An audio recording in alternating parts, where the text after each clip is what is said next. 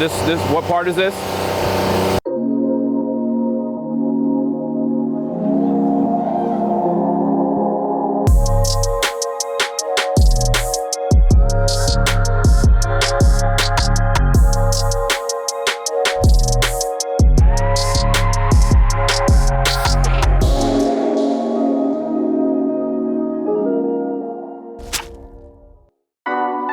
For instance, didn't you just paint the whole apartment? Yeah. Oh, so he decided just to keep the murals? And one person said they liked the murals? Oh, the last client before this one that took the offer said that her client loved the paintings. So why did they make an offer?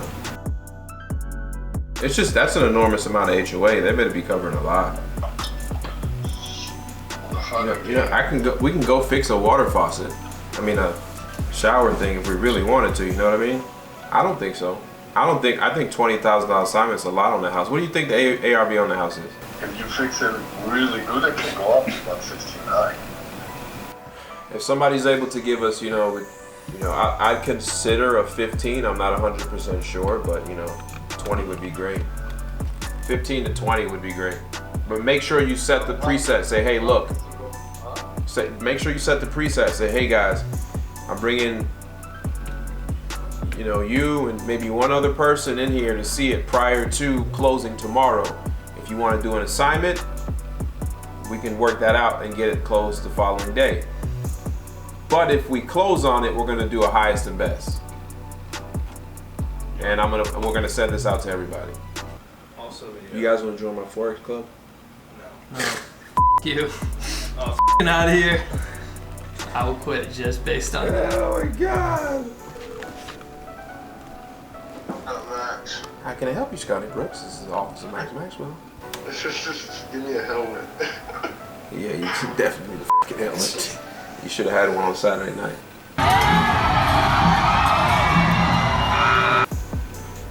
Yeah, I'll be good though.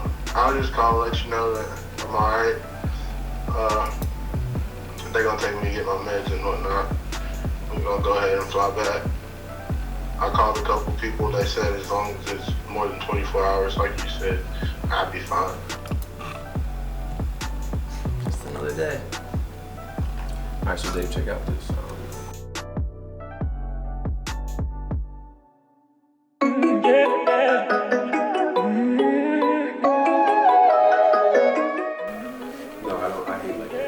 So I ride my bike every morning like 8 or 9 miles.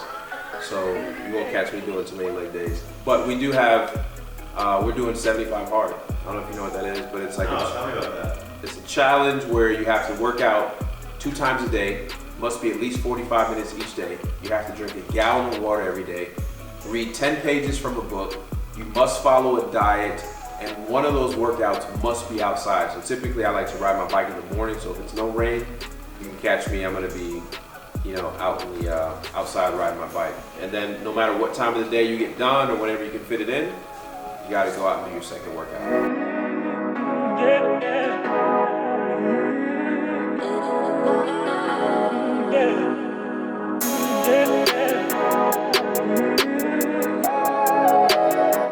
Yeah, I have a flight at 4, but I thought you guys would maybe activate it a little bit earlier.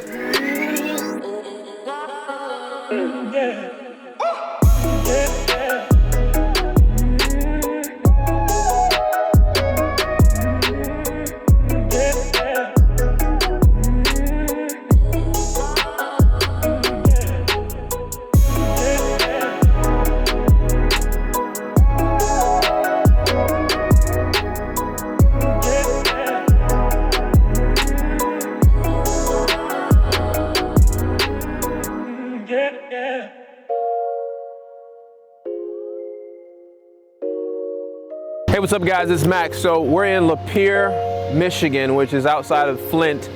And I'm here because I'm visiting a company called Midwest Panel Builders, and what they're doing is they're building the panel to my plane. I know I've hinted a little bit that I went ahead and bought a brand new plane, so brand new that they're actually putting it together. So I'm a part of that building process for the plane, and one part of it is picking out your custom avionics, your touch screens, all the things that your plane can do on automatic, your autopilot, all the cool features that I'll be able to have in the plane. I get to pick them out and customize. So I came up here to Lapeer to be able to be hands-on with the build so I can see exactly what these guys are doing, because guess what? This is gonna be my plane and I'm gonna be relying on the safety of these guys to build exactly what I'm looking for. So join me as I help put together the avionics panel, learn some more about flying. I can't wait to show you guys the plane when it's all done. Right now we're just set up for 2 TSIs because they're so popular right now. But we can pull these off and put a Sling 2 up there, you know, but our 4 and our TSI are the same as far as the actual way that we build the harnesses and stuff. And you guys made all this. We did. Yeah. Yep.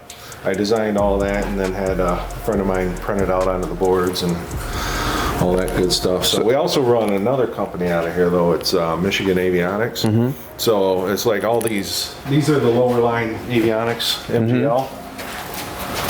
And we work with Matt in California on this. Okay. So this is what we'll put into, like, somebody's trying to build a $50,000 airplane. Got it. So we'll throw that in there, right?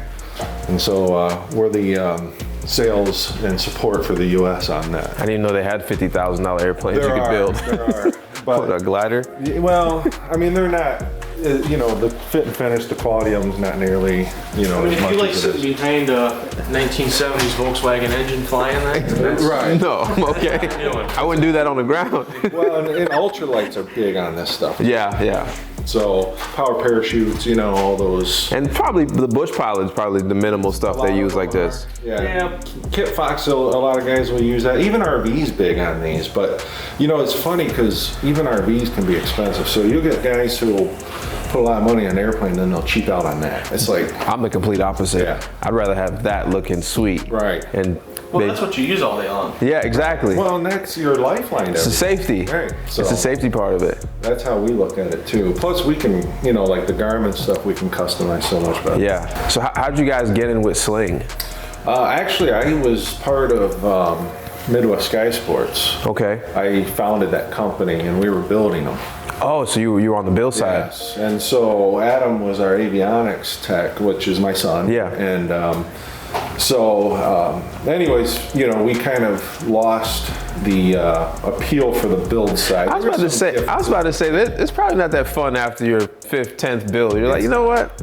And honestly, There's a lot of not frustration, but a lot of things that happen in the builder. It's a kit. It's a pain in the butt. It's a kit. Yeah, I watch a bunch of guys building their stuff, and I'm just like, I gotta wait for the factory to send this, and this happened, or this happened. I'm like, well, I mean, it's a kit. Right. But I just couldn't imagine building it for a living. well, and you know, it's really a slow process. So the return is very slow to come. So, but anyways, him and I really were the ones that did most of the avionics stuff anyways.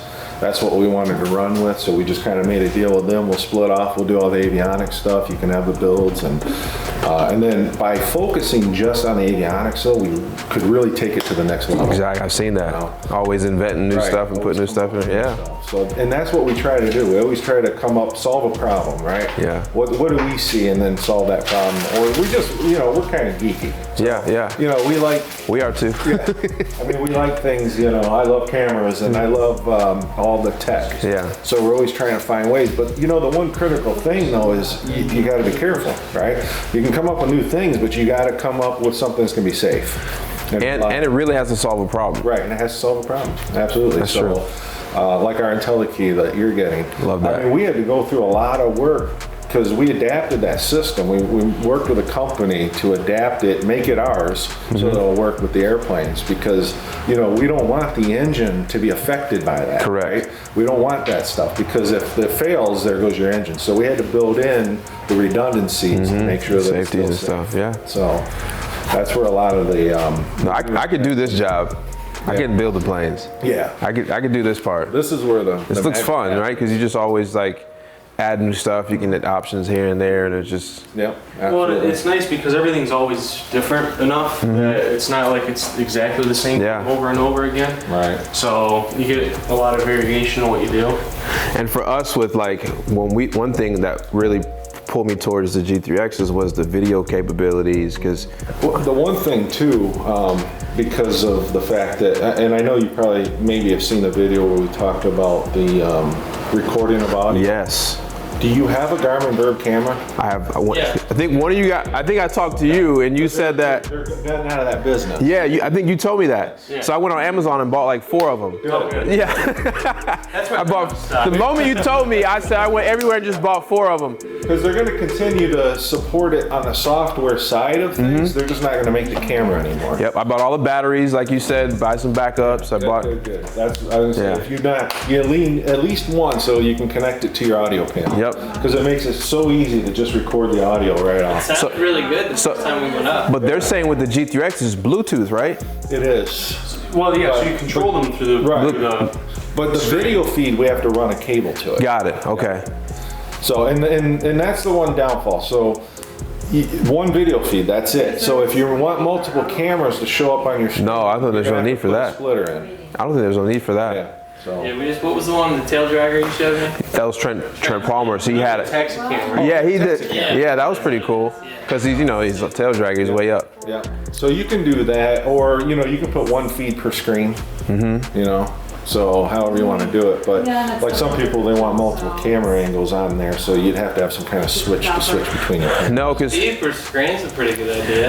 well, It depends how much real estate you want to take up. what you want to monitor while we're flying? There's just a little screen. Well, it's nice There's actually sometimes. 2 ways to do it on the screen. Everybody else? Because you get the little inset window, or you can do split screen, or Oh, that is on right. the Copilot side, it's a full screen. Right, full screen. Right. But I think for our application, I mean, there's Want to be cool? yeah, The only time it's cool is for aiming, but then you got your phone anyway. we don't need to do that. We don't need to aim. I'm not flying that low or something. Here's where another thing that's useful for. Actually, a guy, where's Werner from? Is he UK? Yeah. So he's looking at getting, some company over there makes a FLIR system that's cheap and it's not controlled by the firearms control and all that stuff, all these things. And so he's gonna try, and it's pretty small. So he's gonna mount it under his wing, run it to a computer because it needs an Ethernet feed, and then convert it to video and send it to a screen. And then he can aim it with his computer.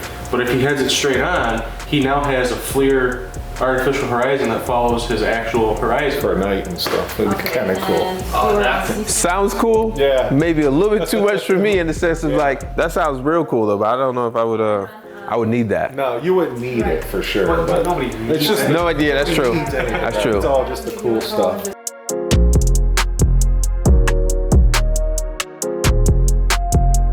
This is what we started doing now is we're doing a Cessna style where everything's out on the firewall because technically it should be. Because when I bring a wire into the main, it has 4 foot of travel that's unprotected. Got it. Right? So we've started making room or working with them so that we can put these little fuse boxes right on the outside, and then it'll run from there inside the airplane. So we eliminate this one and this one, and these are based on, we'll leave an IntelliKey one probably, just so that you can easily pull it. But having the VPX, you'll have a pitot breaker as well because we do run that one separate. So you'll probably keep these 2 but lose these 2, and then these will end up coming over here.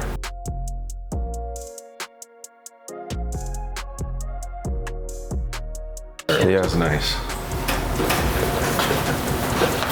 So because of that, you just have your turn that on and then everything's ready. But the nice part is walking up to the airplane, this doesn't have to be on, it'll still turn your cabin lights I seen that feature. I thought that was just awesome. on, like a car. Yeah. Pretty brilliant. So that part will be there, and then I actually have a mock-up and I'll pull it up for you. I got my N number too. Did you? Yeah. What is it? It's November 740 Mike. So Okay, yeah. yeah. So that's gonna be backlit too. Yeah. Yeah, You can see it like glowing. This is awesome. AC. This is this is for the parachute. Oh, it's right there. Yeah. Pull, twist and pull, rocket parachute. Yeah, then you got the heater controls. Now that's the only thing, you know, that if you wanted to change, some people are using something like that as well. That looks pretty cool. Yeah. Like sleek. Yeah, and it's smaller, you know, and it's still big enough to grab it and click it. I think those are pretty cool, yeah. I've seen, have you had much people put in AC units at all? You know, supposedly somebody came up with one for the road tax, but like what we're doing is he's using one of those Arctic air systems, and then we're going to wire the, you know, wiring right into the airplane so that he can just control it. I don't know what an Arctic air system is. So it looks like a cooler that goes in. It's got the pipes that come out, and then it uses a little heat exchanger inside of the fan. I've seen those. And then it blows out the air. So the nice thing about it is, it doesn't rob power from the engine, but you can take it out and put it in. So like, you know, if it's a cold month, you don't really need it in there, right? Nice, yeah. But the bad side is it does take up space. Yeah, take up space and weight. But here we've got that 10-inch screen. This is where all your money is spent right here, Dave. So I'll show you all the money. It's actually that navigator. Is it? Oh yeah. Yeah. Wow. Yeah. Let me see. We got one in there. This is your. Yeah, Gordon. 2 of them. 2 of those bad boys. Yeah. On either side. Dang. But they're. It's like one of those screens, right? They landed on the moon with a tenth of the power of that screen, or less. Really? Yeah. Of all the computers they had on those space shuttles and stuff. So this is where Garmin really makes their money, is in aviation, right? No, Actually, you know, it's funny. Garmin, consumer products. the reason they're in aviation, it's like a very small sliver of their actual revenues. That's the money. That's the money piece. That's an $11,000 unit right there. And that's for your. Navigation. This is the certified GPS that allows you to do approaches. Right there. That's your IFR. That's your advanced IFR, right? Yep. $11,000 bike. All right. Right there. It's almost worth its weight in gold, literally.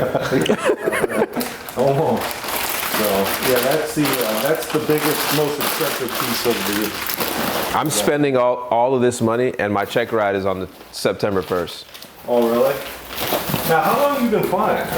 I've been a 5-year student pilot. Okay. Hey, me too. And Like, yes, I got into it heavy. I got all the way. I got written off of the check ride, and like life changed. Like I hit rock bottom, and then I had to go move in with my mom. I was living off my credit cards, and then I started a new business, and it just.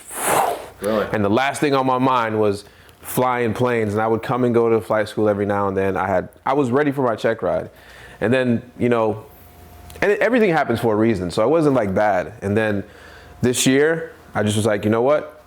I was literally just cruising on YouTube, and I was like, man, look at this plane this guy's talking about. And I inboxed him, and he was like, yeah, the Sling is good, pretty good. And that same day, I called them in California. And I said, yeah, I want that plane. He was like, okay, well, when are you going to come out? I said, no, I want the plane. He was like, well, I said, I'm ready to put the deposit down right now. Let's just do it. And he was like, all right, well, let me send you an info sheet and all this stuff. And he sends me an info sheet, and I send the deposit the same day. And he emails back. He's like, so you don't want to see the plane or nothing? I was like, I'm ready to rock. Or is this Barry? No, yeah. And I'm like, I'm ready to go right now. And I told Mike, I said, Mike, I put the deposit down. He said, you did what? I said, I just talked to you yesterday. I said, yeah, I put the deposit down. I'm ready to go. And then I went back to the flight school and said, I got to finish. I was going to ask. So what was the business you had started then coming out of the real estate? Bad time. It was just real estate. Yeah. So I got into real estate investing, and I found a very niche market inside of real estate, what they call wholesaling. Essentially, I would find like property that people didn't want anymore. Mm-hmm. It could be commercial, residential. People were going through, like, they inherited property, they were behind on taxes, and I would go to them and I would make them a cash offer on this property.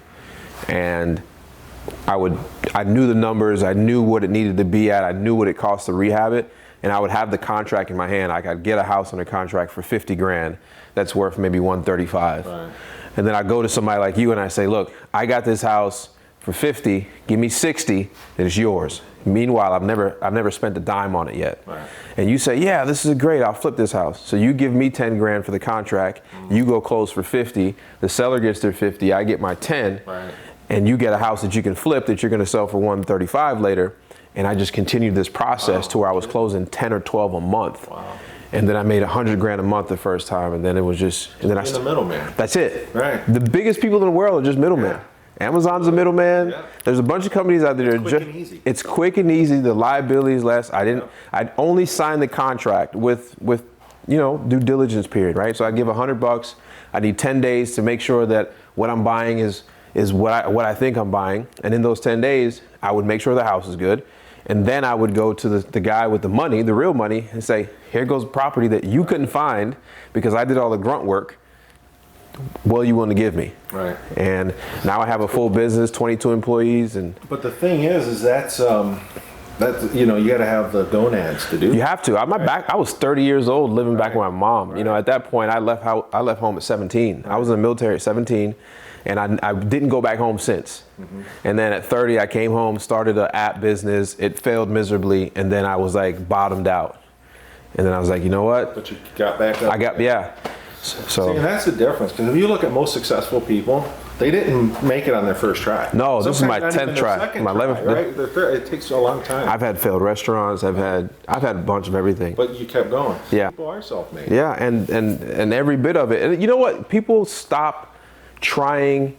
Not because they want to quit, is because they're afraid what their friends and family will say about all their failures. Sure. Look at every successful business person. That's how they are. They just get back up again. Mm-hmm. You know, they don't take that failure as, It's a lesson. I'm done. Right? A failure to me was a lesson. Every time I failed, I learned something good. It could be way to manage employees. We did the books wrong. I failed because didn't pay the taxes on time like I was. Whatever it was, I always took it together, and every time I went to the new business, I came with all these failures that were lessons. Like I did everything wrong already. Now I got to put it all together and make something right. Absolutely, because I share a similar where I've tried all kinds. I did photography for a while. Mm-hmm. I did web stuff for a while. I tried all these different things, and I never really made big on it. Yeah, same here. I learned a lot off of each one of those things I did that now come together to help me do what we do now. Exactly. You could put all your failures and be like, oh no, don't do it this way because I did it this way 7 years ago, and this got to be able to risk everything. I think that's what an entrepreneur is by definition, is somebody that's willing to take that financial risk more than anybody else is. Right. So every time, I get $1 million and I get a new idea and I'll throw the 900,000 at it. Right. And boom, it turns into 5 million. I'm like, good. Right, but you got to be willing for it not to. You got to be willing to. You got to be willing to eat ramen noodles and cereal again. Right. So, absolutely. But that's why it drives me crazy when people put down successful people. No, they're there for a reason. Oh, I get it all the time, especially being like a public figure, putting out YouTube videos and Instagram. People are jealous. Somebody to me was like, I just posted something this morning talking about how there's 28 million people that are going to be evicted from their houses, right? And I'm like, well, for an investor like myself, that's an opportunity. One, a landlord's tired of being a landlord. He doesn't want to be a landlord anymore. I could purchase that house at a discount because it was good 5 years ago. And somebody was like, well, that doesn't sound like opportunity. It sounds like you're being a predator. I said, being a predator is going to clock in for $10.26 an hour. Right. That's the mind frame you need to get out of. There's opportunities. There's a game being played. Right. You're either going to be a pawn or you're going to be playing it. Right. Whether it was this happening, whether it was this happening, now this may have sped it up. Right. Just like there's a lot of businesses that are failing. They're supposed to have failed. Right. Because the margins on money was so small that you could borrow money from, and then you didn't really have to have a successful business. You just had to keep it running. Right. And COVID kind of just exposed people. Now, did it take out some good people? Absolutely. I look at a successful person, you know what I say? What can I learn from that? That's how I do. I always surround myself with successful people, and I always like to be a student at all costs. At all costs, I like to be a student. And that's why I pay for mentors that are way higher than me to just be around them. Right. The first guy that I was ever around was a millionaire. He owned a large carpet cleaning business. And I hung around him to do whatever he wanted to do. I would clean carpets at nights at the malls with him just to be able to understand his mannerisms. Sure. And he'd be like an old guy. He'd have on raggedy shoes. He'd just be walking. And the dude's got a stock portfolio like $3 million trading in the day before he leaves. And just stuff like that. Right. You just see stuff like that and you just want to pick up on those people. Sure, because my parents didn't have it. My parents didn't know anything about it. My parents are from Jamaica, so they're immigrants. Right. They didn't have that. They came here to get education, so they didn't know all the stuff that you just inherently know just by being in a first world country. You do, but not everybody even knows that. True. They don't take the time. That's true. Right. A lot of people just want to clock in, clock out, and that's fine. You need those people. You need those people. Right. You need them. You need them. Yep. I'm grateful for them. Right, absolutely. So as long as they're not the ones trying to drag you down, you know? Yeah, I ignore them. At this point, we just be tone deaf with them. Yeah. And I'm not rich and I'm just like, oh, I'm rich. I'm rich, but I have 22 employees that depend on us being successful to be able to feed their families. Sure. So that's 22 people. They each have 2 kids. You know, that's 66 people that depend on this. So you don't get successful for yourself. No. Because I've figured out, if I can make $500,000 a year for myself, I live a great life. Everything above and beyond that, that's for other people, Right. in a sense. You know what I mean? But that's the thing is you can't do it on your own. No way. No. Nope. Because as this plane becomes the most popular, I think it will become the most popular kit plane where they are. And it's solely because of the social media aspect around this plane and the hype, and it's actually a good product. Right. It's a very useful, good product. But once it starts to get to that point, I mean, you've got the only really good solution.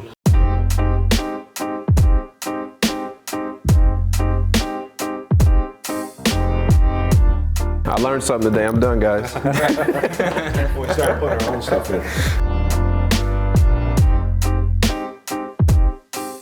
But this is all this stuff is. When you fly an approach, you set up your autopilot. The autopilot can fly the approach for you, right? Of course, you want to know how to fly it. Yeah. But the autopilot will fly it right down for you. But you get to a point where if you can't find the runway, you have to go around. Okay. So if you get to that missed approach point and you have to go around, you can hit the button. And what the button does is it sequences not only the GPS, but your autopilot for that missed. So let's say you're flying an RNAV or GPS approach. When you go missed, publish, there's going to be a missed approach how to do it, procedure, yeah. right? And it might even go into a hold, which most of them do. So what it does is it sequences it to that missed approach, and then your autopilot gets set up and ready for it.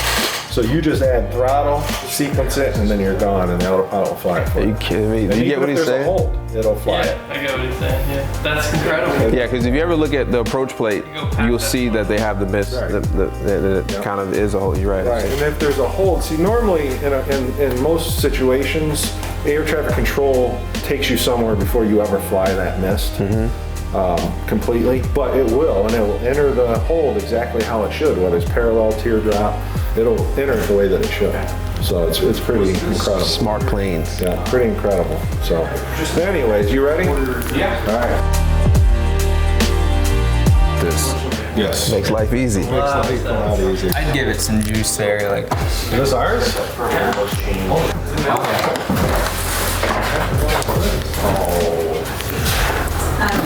Dave, when's the last time you built a panel for a plane, huh?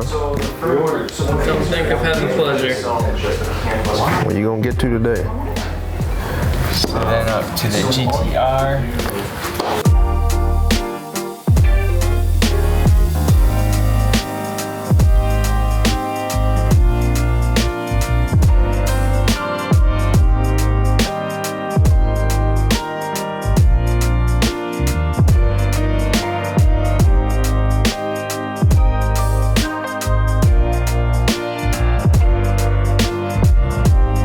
So from a production standpoint, we can actually pin everything before we even get a Garmin unit in. Right. Because they're all pinned, and then it's just a matter of Putting it in pins and there. the connectors and So when you label these, like you label it G5, Yeah, so, but we have, if you look on here, see all these numbers? oh, they correlate. Yeah, they'll correlate.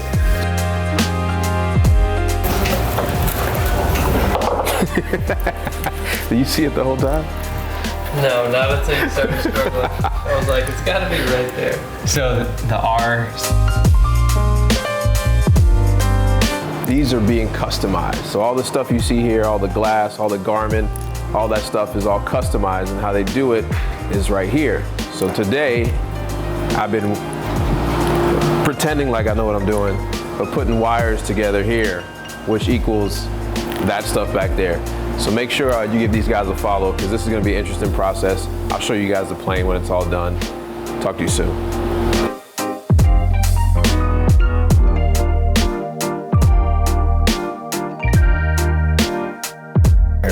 So if you look at this, we have a pitot, we have an AOA, and we have static. So your static port goes here, your pitot tube goes here, and on the bottom of the pitot tube, and I'll show you that, there's a little AOA port, so that's your angle of attack. That goes to this one. This is a little computer. So what it does is a couple things. Once you set it, if it rolls, then the airplane shows a roll. If you pitch, the airplane shows a pitch. This shows all that? Yep. Wow. The other thing is because you have your pitot static, also the temperature probe that you're wiring, right here, OAT, that's the outside air temperature comes to this, and it uses that with everything else to calculate wind speeds and all kinds of stuff. So this little thing does quite a bit, but this is what tells you what your roll and pitch is. So what does that look like in the 172 I got now? What does it look like? Yeah. So, well, you don't have anything like this. Exactly. So yours is just that ram little, air. Well, no, yours, your airspeed would be your air, right? So this being your pitot, this is going to tell you what your airspeed is. Pitot tube, right? static port. Static is going to tell you your altitude and your rate of climb and descent. And then on a 172, you have just that gauge that's an artificial horizon, right? So that is a mechanical gyro. Yeah, gyro, yeah. Gyros on this. That's all. This is it right here. That's my gyro. Yeah. So that means what? your attitude. A gyro can fail because it's a Correct. right. Correct, It yeah. also has what drives it, a vacuum pump. Correct. Yeah, I've had the vacuum pump go out before on that Yankee, on that one. This is it right here. This is your unit. So there's no vacuum pumps to fail. There's no gyros to fail. This is all solid state electronics. So the chance of failure is It's way very far low. less. Yeah. Way far less. This is the compass sensor though, right there. I don't even want to know what it costs, but that's fine. Actually, those aren't too bad. Those are like $250. Super sensitive. So that's called the GMU 11. So you still have a compass, and actually in your plane, I mean, this is your compass. For me personally, it's not that. But you have 2 displays that will show it. You're actually gonna have 3 displays that will show a compass. Wow. 3. You're gonna have both screens, and then your G5 will show it.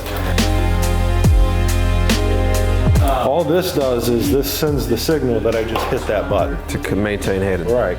So in and of itself, this is not your actual controller of the autopilot. Okay. This is just a way of getting the input to it. Communicating to Right. it to tell it. So, but it's nice because everything's right there on the panel, heading, altitude. Like if you're flying around with your heading, let's say that your bug's all the way around. Instead of sitting there and going like this, you can just push it and then it syncs it to the current heading that you're on. Same thing with altitude. So that makes it nice. And then like this right here is a nice feature. So when I'm climbing, what am I worried about? Your angle of attack. Yeah, and so I'm looking at my airspeed, right? So when we descend, we care more about how fast we're descending. Correct. So we can use vertical speed. Let's say 500 foot per minute is usually comfortable. Yeah, Right. especially like you're 15 miles out of the airport, you got a straight in approach. Right. You So 500 foot per minute is shown to be acceptable to most people for years and things like that. So we can descend faster, but if you want a nice descent, but this is indicated airspeed.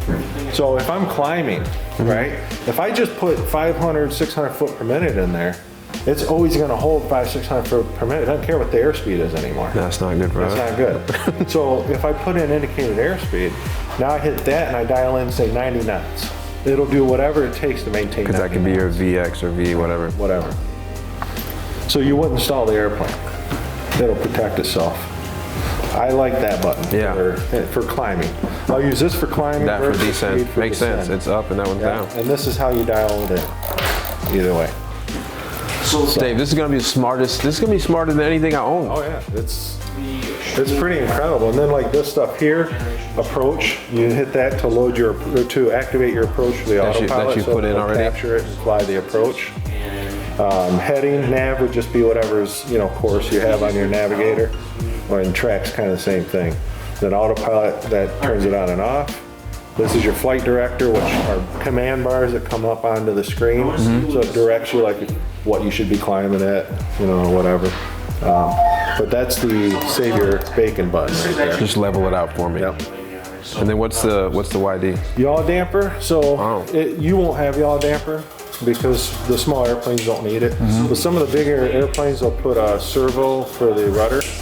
And so what it'll do is if you hit that, it'll keep it from yawing around on you. Yeah. So we actually put one on a sling. They wanted it on a sling too, but it did absolutely nothing for it. And we knew it wouldn't, but you know, you gotta make somebody happy, so we did it. That's awesome. That's that thing right there. So you don't need this, right? Like you still have an autopilot, you control it through the screen. But that makes it easier for you to tell it what to do. So Your most common buttons are right there and stuff. Wow. Pretty cool. GPS appropriate points, for example, on the database, because we don't want to reduce. this is the other style that is used a lot. It doesn't have the buttons in it, but this would be the hat switch and then buttons. What's nice about this one, we have more buttons, but like this configuration right here, this is flaps. Okay. Which is nice. I don't normally arrange it this way. I'll usually put the flaps on this side, but this is going to the airplane factory in South Africa. Okay. So they want it on that side, but it's nice because all I do is just hit that and then it will put my flaps on. What's this button here? So this one, what we would normally do is, this would end up being an autopilot disconnect over on this side. Okay. Okay. And then that's push to talk. And then this could be whatever you want it to be. And this one, you can have or not have. What's that? Wings fold up. Yeah, wings fold up. Or this could be like a comm swap down here even. See that little index button right here? Oh, got it. Okay.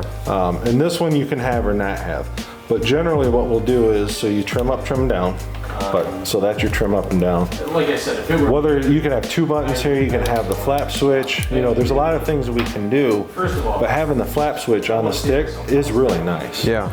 You know, I like it. I can imagine. You can do it on the panel as well, and that's what we'll normally do is on both. But both sticks will have the flap. So this would be the pilot's grip, and then the co-pilot's grip is mirrored. Correct. Right? So I would put the flap switch here, and then this is the co-pilot side will be on there. This. Okay, got it. That way it's nice and easy to just hit. You know, that being said, So that's kind of what you'll have to decide as far as, or maybe you want a whole different grip altogether. No, These this are nice grip grips. feels. So that could be, you know, however you want to configure it. The things we normally do, ident is another one that goes on the stick a lot of times. So if ATC says to ident, you can just hit the button and it'll ident for you. It's kind of a waste of space. Yeah, especially when you got Ident the button right Yeah, there. you can ident right there. Right on the screen. I like the push or talk. Yeah, I like the flaps over here. yeah. That'd be good. And this is to trim. Yeah, trim. And then normally we'll either put autopilot disconnect here or here. I think this one is good because you got to purposely move over there and get over it. there to get it. Yeah. This one I don't know. This is like, And that we can just remove altogether. yeah. What would this be? Make a pancake? Eject. Send out the Yeah. pilot.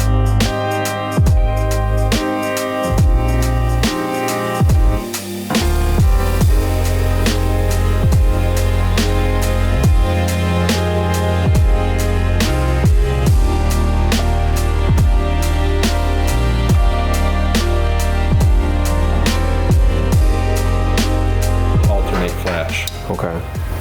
So that Versus just buying something that's expensive and works, you get to actually understand it. Because I'm not a mechanical guy, I'm not an electrical guy, but I can kind of be able to explain it. Sure. Like, yeah, I spent this much money, but here's this, here's that. Sure. And then to understand, you know, how it all goes together is pretty nice. Because like this, you'll have these too, because this system has the IntelliKey system on it. And these are the antennas that pick up the key. Okay. So this longer one will end up going in the back of the plane, you know, in the luggage compartment area, and this one goes up underneath. And then we have an antenna, see how it's attached right here? Got it. Because that's a bypass card for that. So there's a card that goes in your wallet. I did see that on your video. So if the key for some reason died, you can just put the card right up Yeah. next to it and it activates it. That's the one that you stick in your wallet and have it with it. So, but Dave, this is gonna be a badass plane.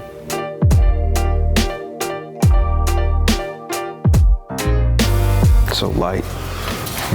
What kind of material is it? it's aluminum.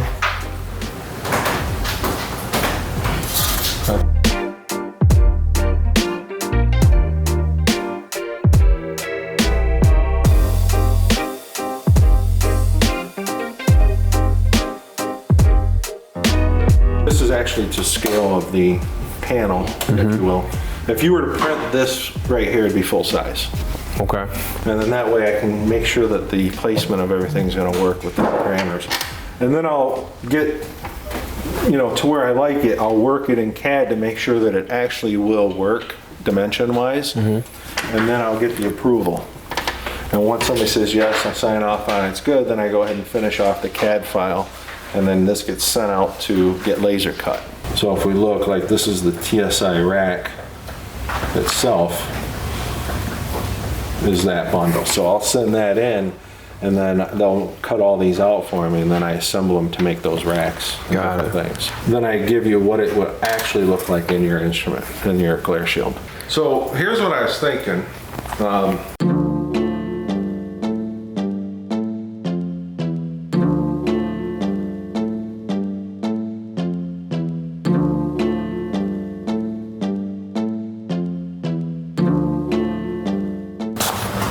So this is what's going to go on the bulkhead of the airplane.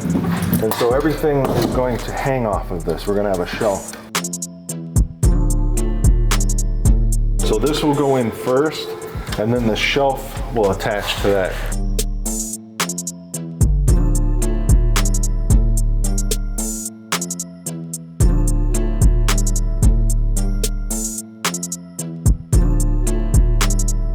So it's cool to buy a plane, but it's even cooler to take part in the building process. Most of the time when you buy a car or something expensive like that, you just go pick it up.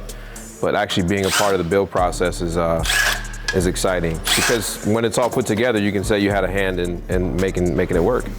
And we will use our... See, that's cool, guys. That's how you, that's rivets. I know most people have seen rivets, but those are how rivets actually go in. Absolutely. And then you see on the back side how it bulges out and it grabs onto that metal. So it pulls it in there nice and tight. That's how rivets are made. More in. And once we get this to the airplane, then that will get riveted onto there. Now, what's the reason for waiting? Is it just because of the movements and all the stuff you got to do? So it's for the ease too, because oftentimes when we're putting these in, sometimes the glare shields are in, so we're able to put these pieces individually. But once you get this lined up and in there, it might change, you know, where this is exactly. So we'll often just wait until then. So Got it. Ease of installation.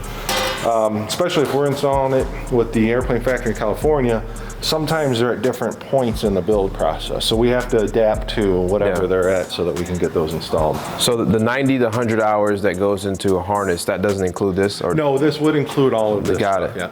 So that includes building the panel, that includes building the harness, and then building this rack up. So 90 to 100 man hours goes into just creating the harness and the panel for a single TSI or any plane really.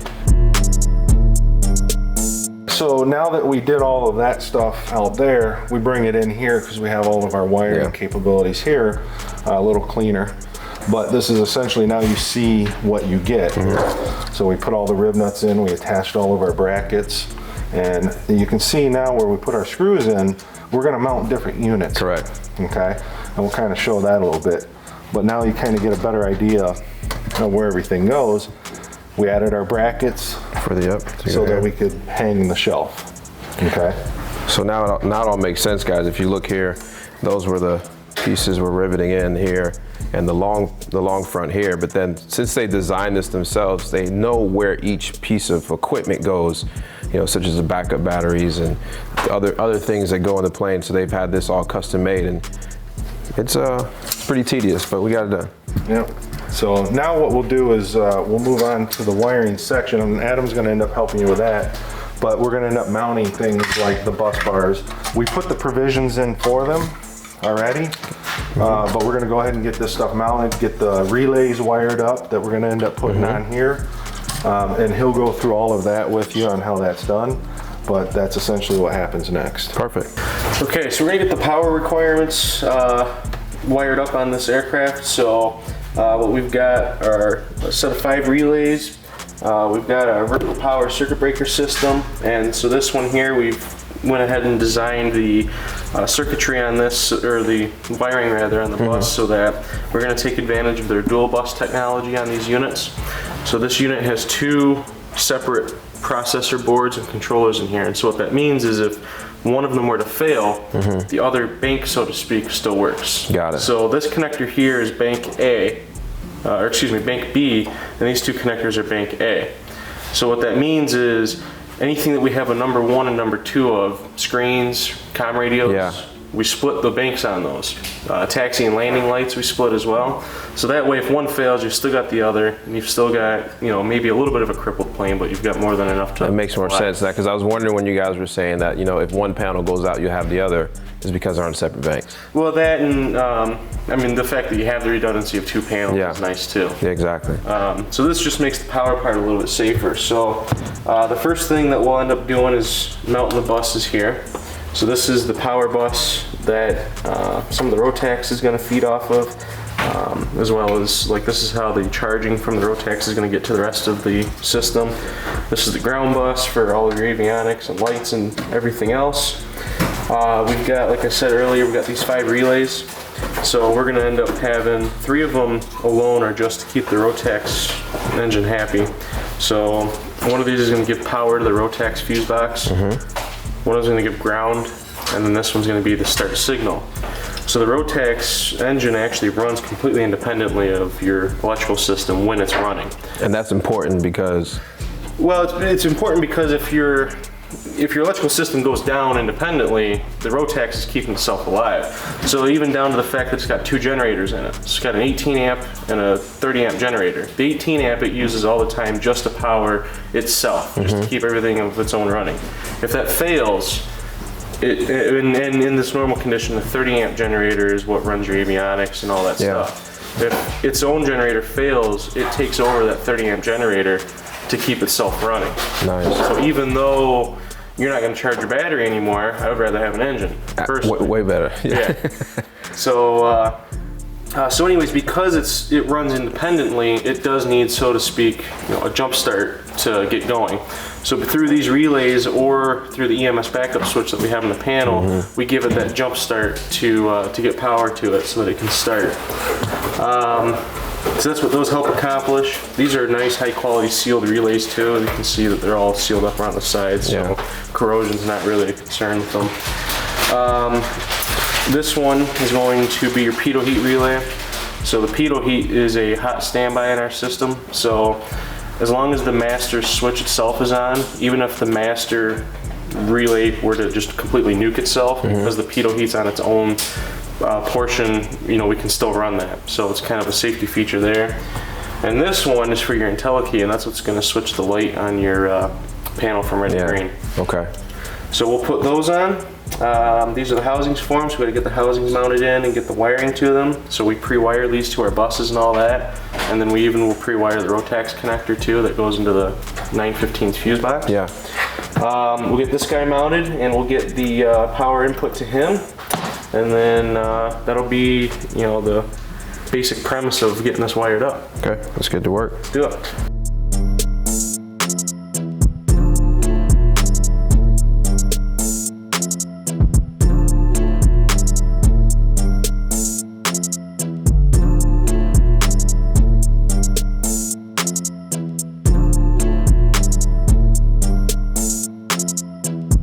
This is your vertical power,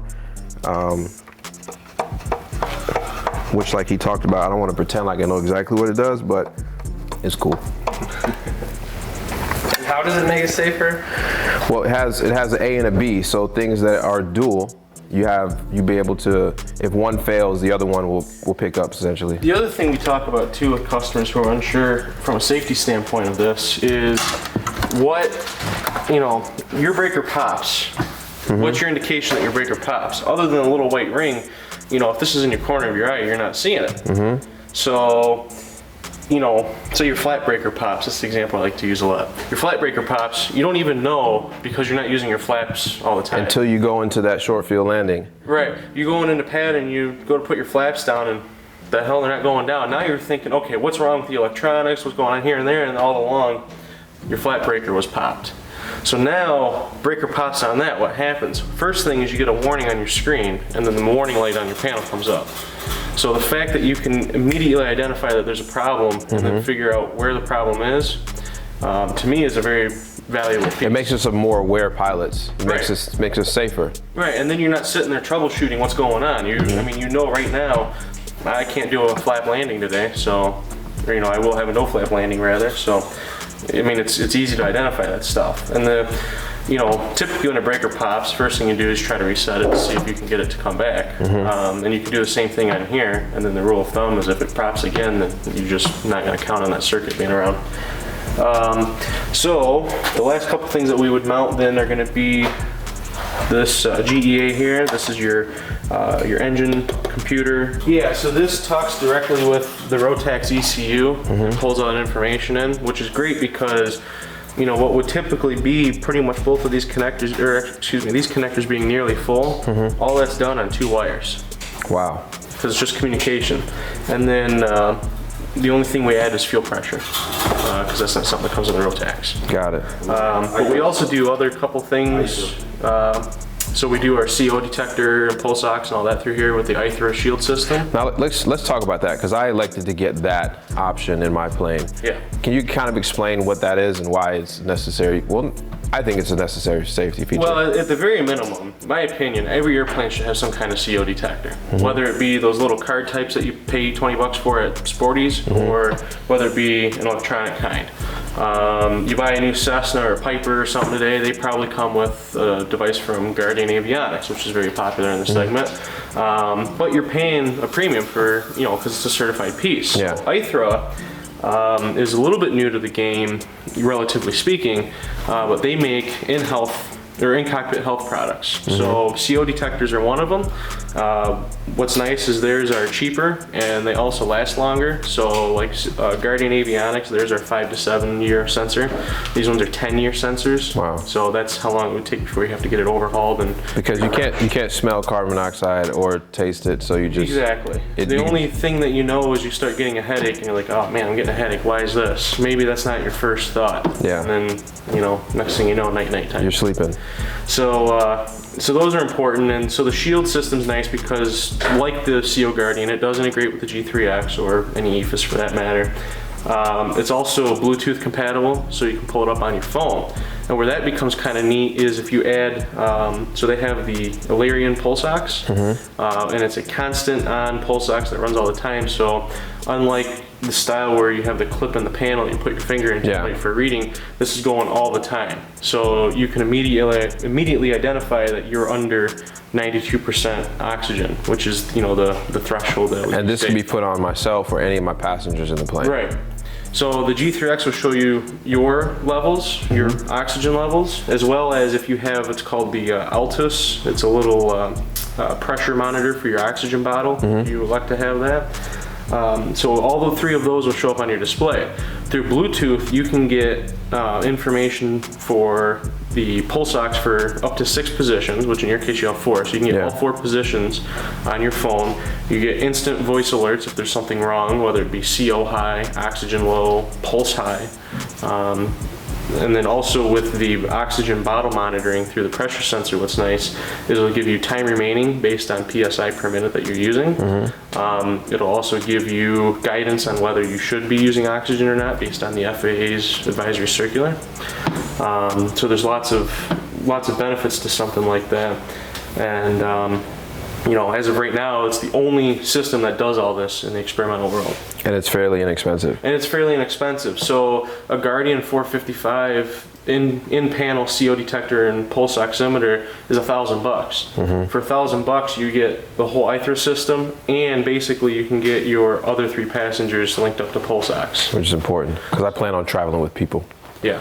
So as you guys see, we've finished in the wire and the harnesses, and mostly here is basically all your ground, right? Yeah, so these, this is the ground bus that we went ahead and put together. So avionics, lights, your flaps even, you know, this is where they all reference to. And then we've got a wire that comes out to the firewall forward area that we got all nicely bundled and tied. And that's gonna be where it goes to the airframe ground to go ahead and link everything up. Yeah. So when the time comes to install this, it's going to be easy because Rotax connections are going to be as simple as plugging into the Rotax fuse box.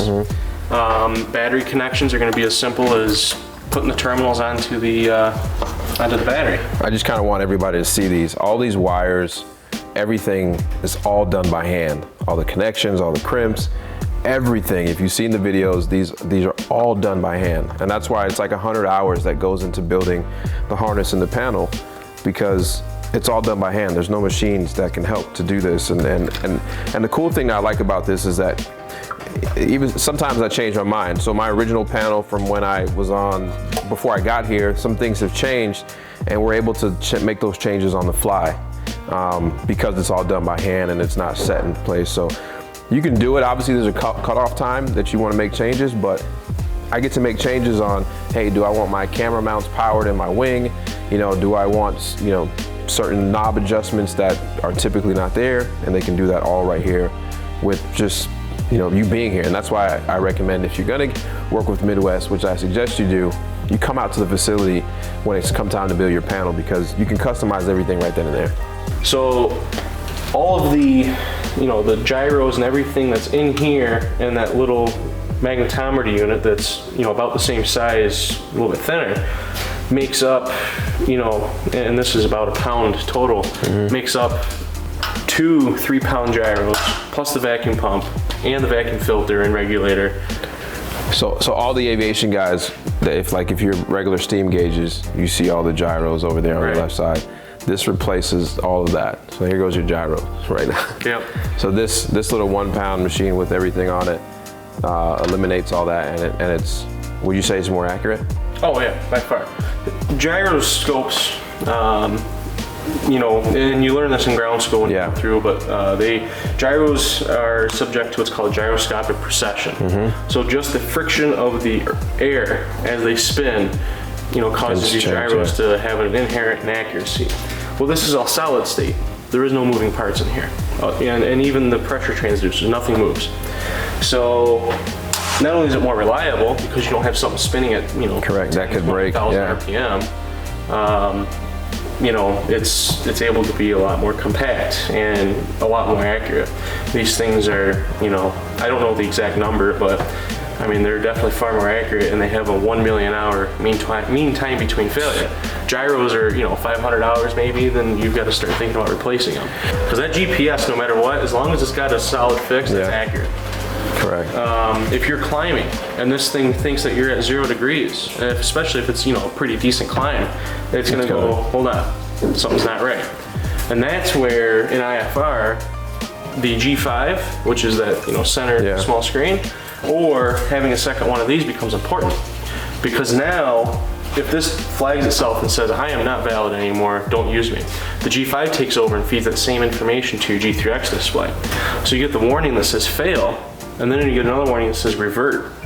And what that means is that you're looking at, you know, reversionary information from the other device. So other than those warnings, everything works exactly the same. Got it. And that's the other thing that's nice too. What happens if your attitude indicator in a 6-pack fails?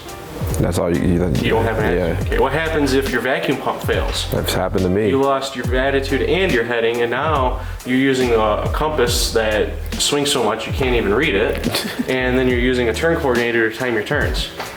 So 2 of these provide so much redundancy, you know, when you think about it. And if something like this fails, first of all, they usually don't fail. I mean, you get once or twice, you know, I mean, nothing's perfect. Exactly. But even if they do fail, usually it's a soft failure, which means that there's just some component that's not working properly. So you're still partial panel, but the failure modes are way different than what they used to be. Redundancy and safety is what I'm picking up a lot on. So, in that long-winded speech about why this is safer and all that, you know, now when you look at this, especially as the builder, you look at all this going into your airplane, and now you understand, you know, what all this really means, why this is important. Everything's labeled. Cool. Love it. There you go, guys. So this is really the beginning and the part, and this is why you guys like, because you can then ship this and then go install it, and with the wiring harness. Matter of fact, we pull this shelf off right here that the engine monitor would mount to, and this is exactly how this rack ships. You know, this is exactly how this piece, how this piece ships too. This is all, I mean, you're looking at it in pretty much its final form before it goes for assembly. So these guys are going to meet me in South Africa sometime in October, and they're going to be there to put this together at the actual manufacturing facility and connect everything. And so next time you'll see all of this, they'll be installing it in the plane in South Africa. So it's pretty cool. And then before we leave, it's going to be powered up and make sure everything works, and we're going to get you using that IntelliKey system too. Cool. There you go. That's how you build a panel and plane, 100 hours.